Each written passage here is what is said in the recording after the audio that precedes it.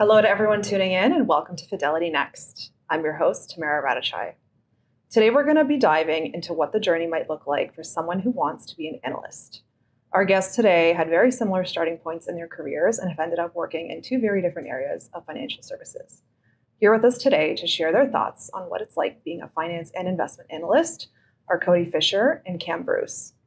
If you have any questions for us during the show, feel free to drop them in the comments and we'll get back to you after. Cody, Cam, welcome to FidelityNext. Thank you so much.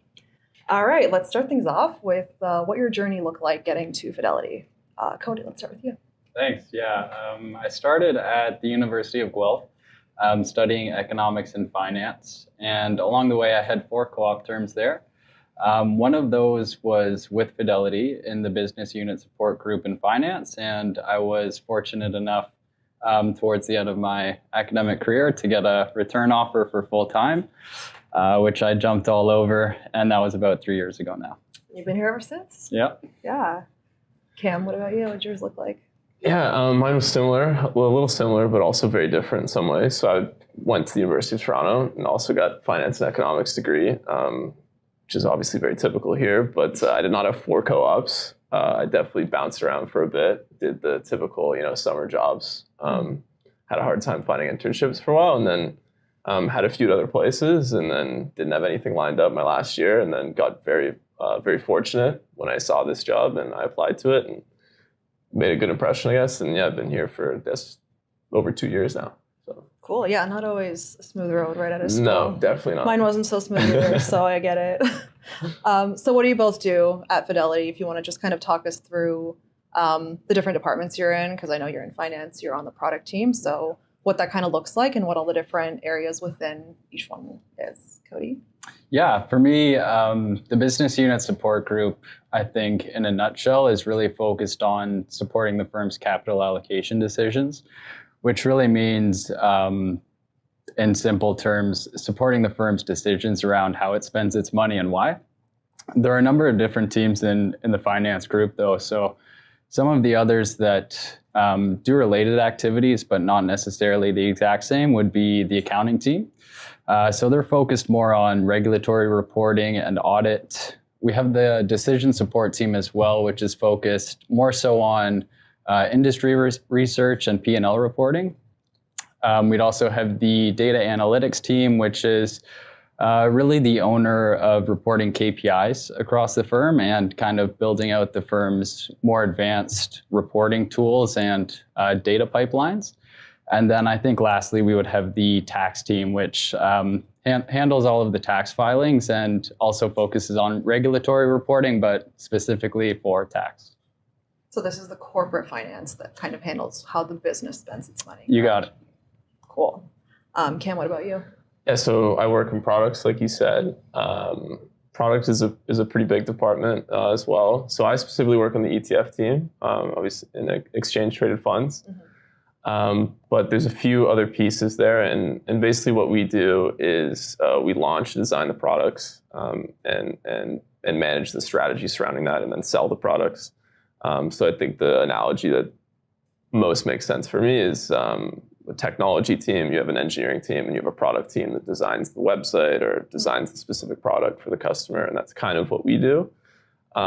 My role is ETF Capital Markets, which is very niche. There's only 2 of us at the firm that do that job. And it's just managing the trading aspect of exchange traded funds because they trade, which is different than the other products. Yeah. But generally, product is divided into research, strategy and development, and then operations. So developing the products, launching the products, figuring out what we need to get to market, and then research is just selling the products. Why are we better than competitors? And then operations is just making sure they operate effectively. And then my role just kind of sits between those 3 areas. Cool. So you're both analysts. As far as being an analyst is considered, how does that look in both your worlds? Like in a day-to-day, what do projects look like? What does a typical day look like? Cody? Yeah, for me, I think there's a mix of ad hoc and recurring reporting. So the recurring reporting would be focusing on delivering updates to senior leaders around things like expenses, sales and assets, and the employee base. And some of the more ad hoc reporting would be probably related to delivering senior leaders more so new insights, probably related to opportunities that our business could take advantage of if we decided to do so. So I think a recent example there would be we've really grown our ETF product shelf over the last 5 years in particular, and we're really focused on building out our capabilities with respect to do-it-yourself investors. And I think some ad hoc work that's on the forefront for me would be we're also exploring the separately managed account space, which is a little bit new for us. So more to come as we kind of dive into that industry and what that could mean for our business. Cool. Cam, what about you? I guess being an analyst, for me, again, it's a bit different just because my role is a bit niche.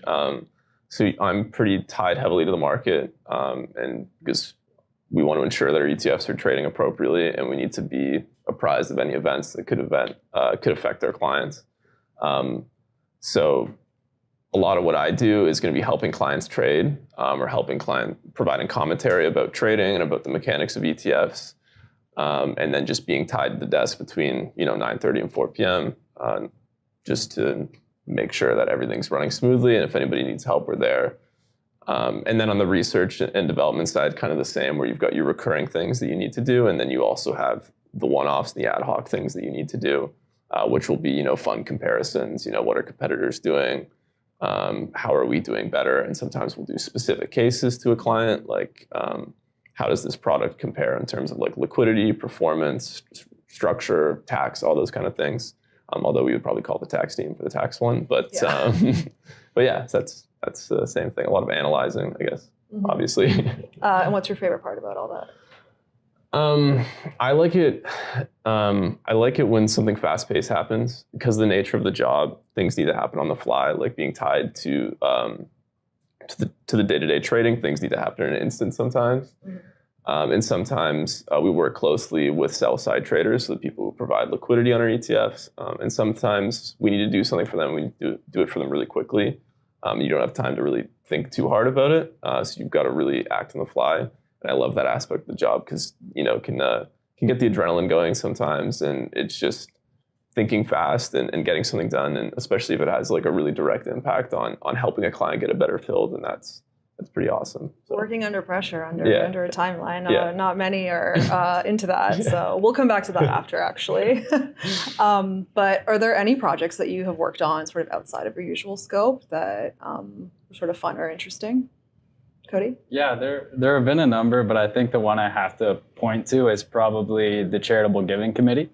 So I was fortunate enough to land a spot on that committee here shortly after I joined, and it's a group of about 10 employees across Fidelity Canada, ranging from the analyst level all the way up to the VP level. And that group is responsible for managing a lot of money that we donate across Canada each year. So it was an unexpected but very welcome aspect of my job, and has quickly become probably the most meaningful aspect of the job, just in terms of having a direct impact on other people. I love that. Cam, what about you? Any interesting projects for you?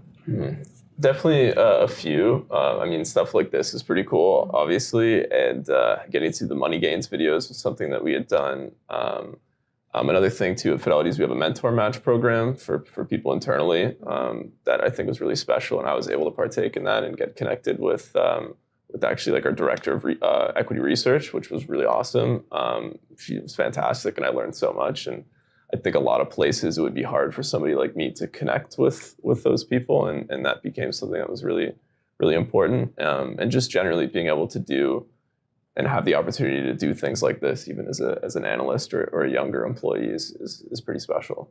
Yeah, I love that. I did it too, and it's great opportunity. So back to what you were saying before.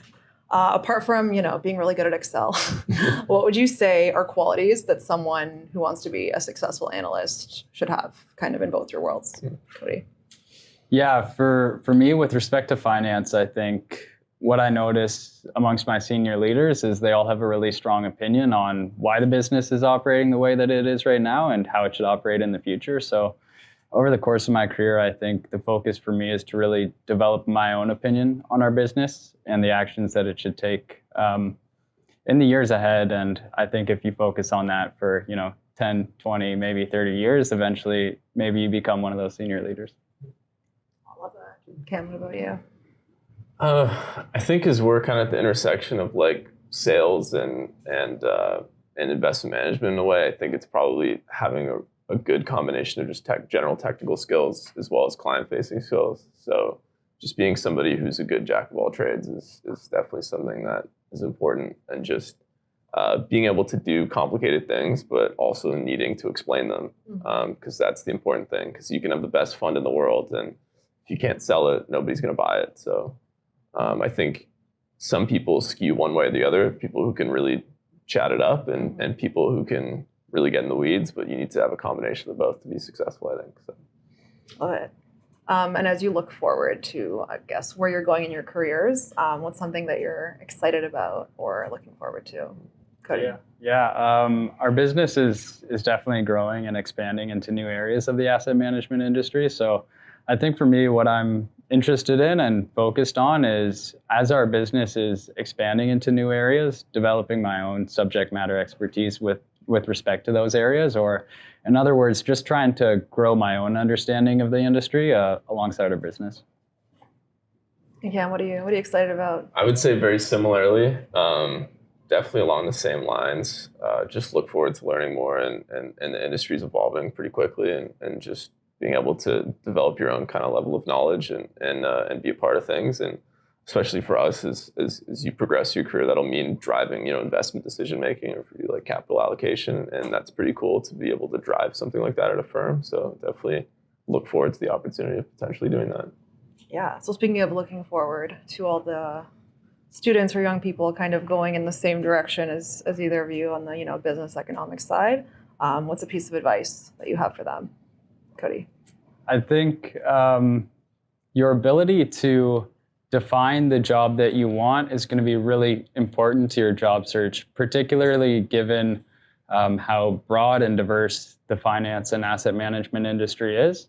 So what I would recommend is take advantage of Fidelity's culture of openness to really connect with leaders across different areas of the business, and use that to define the job that you're actually searching for and articulate that in interviews. It'll set you, miles ahead of your competition.